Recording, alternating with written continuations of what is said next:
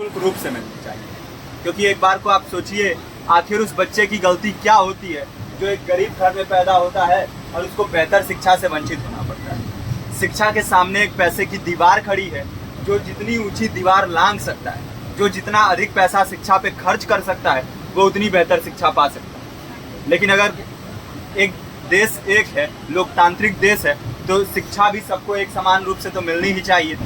आज परिस्थिति ये है कि एक तरफ तो प्राइवेट स्कूल हैं जो लूट के अड्डे बने हुए हैं, वहाँ पे आप एडमिशन कराने जाएंगे तो सिर्फ एडमिशन के नाम पे ही आपको 10,000 20,000 रुपये देना होगा। और कमीशन खोरी का ऐसा धंधा है कि कॉपी, किताब, टाई, बेल्ट, ड्रेस, जूता कहाँ से खरीदना है ये आप नहीं तय करेंगे वो प्राइवेट स्कूल वाले। यानी आम लोगों की मेहनत की आखिरी कौड़ी उनके जेब से वसूल लेना चाहते हैं। और दूसरी तरफ सरकारी स्कूलों में न तो पर्याप्त टीचर हैं, न पर्याप्त बिल्डिंगें हैं।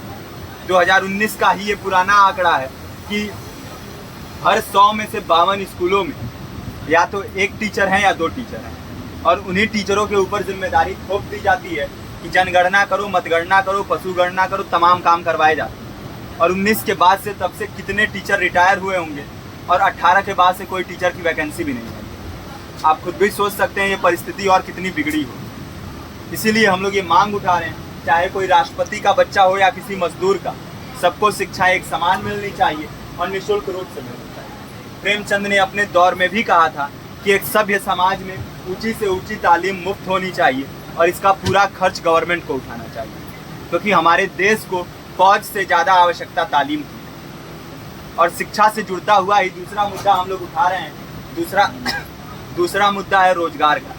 रोजगार की परिस्थिति ये है कि आज सरकारी सेक्टर हो या प्राइवेट, सब कुछ ठेका संविदा के हवाले किया जा रहा है। परमानेंट नौकरियां लगातार घटाई जा रही हैं। इसी रेलवे में 1995 के आसपास लगभग 18.5 लाख कर्मचारी काम करते थे, लेकिन आज उनकी संख्या 12 लाख थी। आप खुद भी सोच सकते हैं कितने बड़े पैमाने पे परमानेंट पदों को घटाया जा रहा है। और आज आलम ये है, एक तरफ लाखों पद खाली पड़े हैं, फिर भी कोई वैकेंसी नहीं निकलती। जो वैकेंसियां निकलती हैं उनमें भ्रष्टाचार होता है, पेपर लीक हो जाते हैं।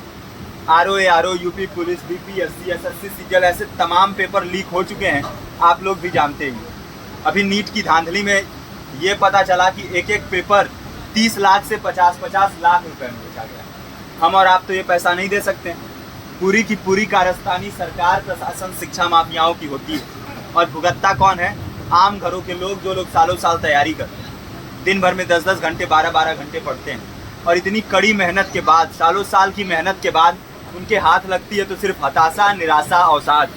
बहुत से छात्र नौजवान जो इस बेबसी में, इस डिप्रेशन में नहीं जी पाते, आत्महत्या तक के कदम उठा लेते हैं। लेकिन ये देश की विडंबना है कि टीवी चैनल, अखबार, मीडिया, नेता, मंत्रियों के लिए कहीं ये कोई मुद्दा नहीं है। उनके लिए मुद्दे हैं तो जाति, धर्म, रंग, नस्ल, अगड़ा पिछड़ा।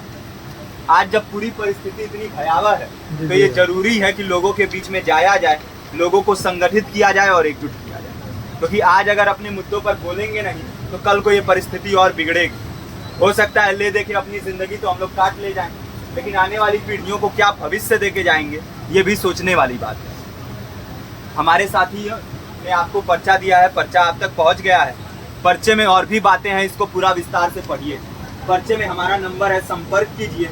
फेसबुक का, इंस्टाग्राम का लिंक है, आप वहाँ पे जाएंगे तो आपको पता भी चलते रहेगा कि लगातार किन किन माध्यमों से हम इस अभियान को चला रहे हैं। नुक्कड़ नाटक, संगीत, शिक्षा सहायता मंडल, लाइब्रेरी, तमाम माध्यमों से इस अभियान को चला रहे हैं और कोशिश कर रहे हैं कि बड़े से बड़े पैमाने पर हर जगह पे लोगों को संगठित किया जाए और एकजुट किया जाए। आपके बीच भी आए हैं आपका साथ और सहयोग दें।